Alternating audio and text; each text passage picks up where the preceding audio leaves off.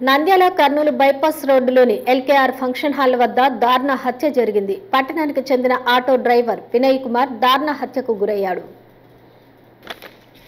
Nandyal Kurnool bypass రోడ్డులోని LKR function hall వద్ద నంద్యాల పట్టణం దేవనగర్కు చెందిన auto driver Vinay Kumar alias Moti దారుణ హత్యకు గురైన సంఘటన ఆదివారం మధ్యాహ్నం చోటు చేసుకుంది. మద్యం పార్టీలో పాల్గొన్న మిత్రుల మధ్య ఘర్షణ జరగడంతో వినయ్ కుమార్ ను కత్తితో పొడిచి బండరాళ్లతో దాడి చేసి దారుణంగా హత్య చేశారు. నంద్యాల రూరల్ పోలీసులు కేసు నమోదు చేసి విచారణ చేస్తున్నారు.